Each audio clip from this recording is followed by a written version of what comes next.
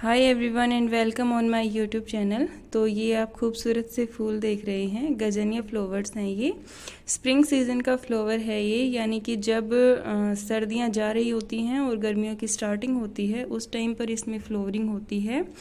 Winters में sunlight कम होती है तो उस सनलाइट को ये ज़्यादा पसंद करते हैं, यानी कि विंटर्स में जो लो सनलाइट होती है उसे ये काफ़ी पसंद करते हैं और सनलाइट में ही ये फ्लावर खिलता है। जैसे सनसेट होता है वैसे ही ये फ्लावर जो है बंद होना स्टार्ट हो जाता है। तो ये फ्लावर 4-5-6 दिन तक खिला रहता है और कंटिन्यू ये फ्लावर खिलता है। एक बार ये सवेरे खिलने के बाद शाम तक बंद हो जाता है एंड देन वापस से नेक्स्ट डे ये सवेरे खिलता है और शाम को अगेन ये फ्लावर बंद हो जाता है। यानी कि ये सनलाइट को फॉलो करता है, ये प्लांट सनलाइट को पसंद करता है। अब ये जो फ्लावर है इसका जाने का टाइम आ रहा है, तो देखिए धीरे धीरे इसमें फ्लावर का साइज़ कम होना स्टार्ट हो गया है। तो ये वाला जो फ्लावर है ये पहले के खिले हुए हैं 2 फ्लावर। ये एक फ्लावर ये वाला है और एक है इधर वाला, तो ये पहले के खिले हुए हैं, यानी कि इन्हें 4-5 डेज़ हो गए हैं। अब आज जो फ्लावर खिला है वो ये वाला है और साथ में एक है ये वाला। तो इन दोनों फ्लावर्स का देखिए, ये पहले का फ्लावर है और ये बाद का फ्लावर है। तो अब इनके साइज़ में डिफरेंस आ गया है। इससे पहले जो मैंने डेड हेड्स नहीं काटे हैं, इससे पहले वाले फ्लावर के, ये वाला डेड हेड तो ये मैंने नहीं काटे हैं, तो ये कंप्लीट फ्लावर था। और इन दोनों फ्लावर्स के खिलने के बाद से और इसमें अब फ्लावर का साइज़ छोटा होना स्टार्ट हो गया है। तो उसके बाद ये वाले फ्लावर खिले थे जिनका साइज़ कुछ ठीक था, बट इनके कंपैरिजन में ये साइज़ कम था। अब इसके बाद ये वाले फ्लावर खिले हैं तो इन फ्लावर्स का साइज़ और भी कम है और अब ये फ्लावर खिलने वाला है। सो मुझे लग रहा है कि इस फ्लावर का साइज़ और भी कम होगा। इसमें और भी काफ़ी सारे बर्ड्स बने हुए हैं और धीरे धीरे वो सभी के सभी खिलेंगे। ये काफ़ी ज़्यादा गहरा हो गया है इसलिए मैं आपको दिखा नहीं सकती, कैमरा में नहीं दिखेंगे। ये प्लांट एक ग्राउंड कवर की तरह भी काम करता है, यानी कि अगर आप इसे ज़मीन में लगा देते हैं तो ये पूरा का पूरा जो है फैलता हुआ चला जाएगा और काफ़ी सारी ज़मीन को ये कवर कर सकता है। यानी कि इसकी जो रूट्स होती हैं उससे बेबी प्लांट्स बनते हैं। दूसरा, इसका जो प्रोपेगेशन का तरीका है वो ये है कि आप इन डेड हेड्स को, कुछ जो 1-2 होते हैं फुल साइज़ वाले, आपको छोटे साइज़ का जो फ्लावर होता है वो सिलेक्ट नहीं करना है, उससे आपके सीड्स अच्छे नहीं बनेंगे, अच्छी क्वालिटी के सीड्स नहीं बनेंगे फ्लावर के। तो उसके लिए आपको जो कंप्लीट फ्लावर होता है उसके सीड्स तैयार करने हैं। तो वैसे हम इन डेड हेड्स को कट कर देते हैं जब प्लांट में फ्लोरिंग स्टार्ट होती है उस वक्त, क्योंकि अगर हम इन्हें नहीं कट करते हैं तो देखिए फ्लावर के बाद बीज बनना स्टार्ट होता है और अगर हम इसे कट नहीं करेंगे तो जो प्लांट है वो अपनी सारी एनर्जी सीड को प्रिपेयर करने में लगा देता है। तो इसके लिए हम डेड हेड्स को स्टार्टिंग में कट कर देते हैं, लेकिन जब अगर हमें बीज चाहिए होते हैं तो हम 1 या 2 रख लेते हैं और इनको फिर हम इनके बीज बना लेते हैं। सो मैं इन दोनों को मैंने रखा हुआ है क्योंकि मुझे इसके नेक्स्ट सीज़न के लिए बीज तैयार करने हैं। और कुछ एक रीज़न होता है कि अगर हम डेड हेड्स को ज़्यादा रख लेते हैं तब भी हमारे फ्लावर का साइज़ छोटा होना स्टार्ट हो जाता है।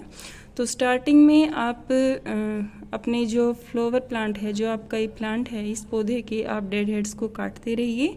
तो ये एक टिप है ताकि आपका जो फ्लावर का साइज़ है वो कंप्लीट आता रहे। और अब बीज बनाने हैं तो आप इसे कुछ दिन के लिए बचा कर रख सकते हैं ताकि आपके पास इसका बीज तैयार हो सके। अब ये वाला जो प्लांट है ये ग्राउंड कवर की तरह काम करता है, जैसे कि मैंने बताया। तो जब स्टार्टिंग में मैं इस प्लांट को लेकर आई थी तो ये मेरे पास हल्का सा था, यानी कि इसमें एक फ्लावर खिला हुआ था उस वक्त और इसका जो है इसने इतना एरिया कवर नहीं कर रखा था। मैं कहूँ तो कम से कम ये इतना सा था और बाद में ये इतना और फैल गया है, तो आधे से ज़्यादा ये फैला है प्लांट। और देखिए इसमें इस तरीके से जो है इसके बेबी प्लांट्स निकलने स्टार्ट हो जाते हैं इसकी जड़ों में से और ये घना होता चला जाता है। सो मैं कह सकती हूँ कि अगर मैं इसको नहीं हटाती हूँ इस गमले में से तो एक टाइम आएगा कि ये इस पूरे गमले को कवर कर लेगा। तो इस तरीके से ये एक ग्राउंड कवर का भी काम करता है। इस प्लांट को बहुत सारी केयर की ज़रूरत नहीं होती है। विंटर्स में आप इसको सनलाइट में रखिए, क्योंकि विंटर्स में जो सनलाइट है वो काफ़ी हल्की होती है एज़ कम्पेयर टू समर्स। लेकिन समर सीज़न में आप इसे मॉर्निंग सनलाइट दिखा सकते हैं।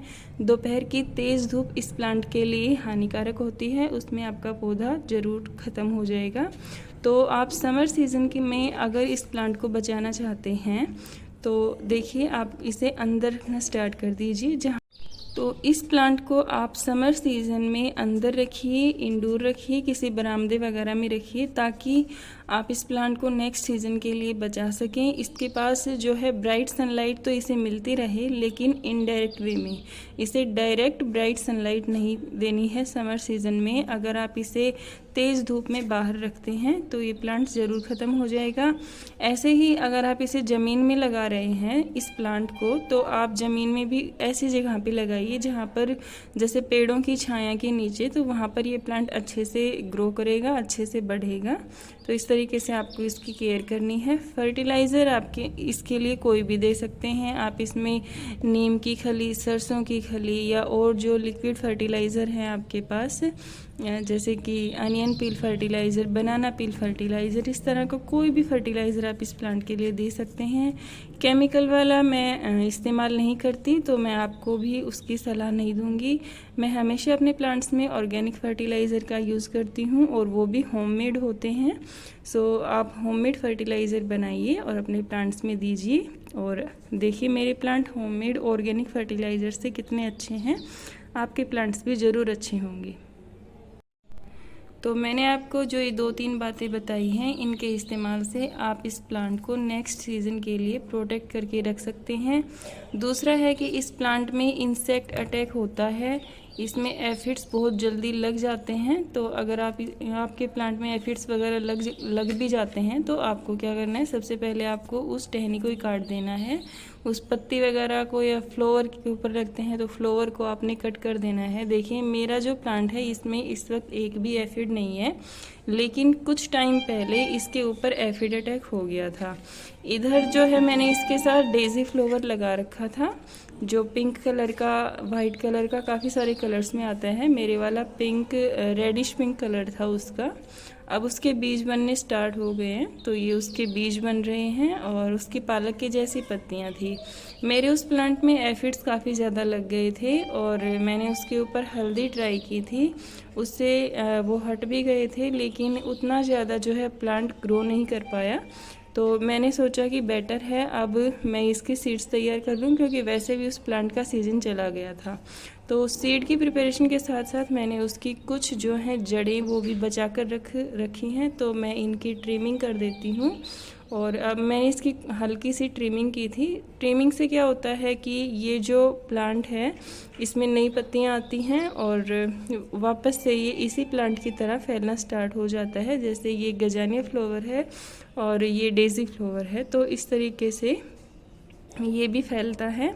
और इसके साथ साथ मैं बीज भी ले रही हूँ। तो इस तरीके से मैं बता रही थी कि इसमें भी एफिड अटैक होता है। इसकी भी कुछ पत्तियों पर एफिड्स आ गए थे इस प्लांट से। तो उसमें मैंने क्या किया था, मैंने हल्दी का इस्तेमाल किया था। तो हल्दी के इस्तेमाल से मुझे ये रिज़ल्ट मिला है, और अब मेरे प्लांट में एक भी एफिड नहीं है, और मेरा प्लांट बिल्कुल हेल्दी है। बारिश के पानी से भी आपको इस प्लांट को बचाना है। हल्की बारिश आती है तब तक तो ठीक है, लेकिन अगर बारिश बहुत ज़्यादा आ रही है तो आप इसे प्रोटेक्ट कीजिए जो बारिश है उससे। तो आई होप मैंने आपको इसके बारे में कंप्लीट इन्फॉर्मेशन दे दी है। इसके अलावा अगर आपका कोई क्वेश्चन है तो वो आप मुझसे कमेंट करके पूछ सकते हैं। मिलते हैं नेक्स्ट वीडियो में, तब तक के लिए bye bye, take care, stay happy and healthy. Thank you.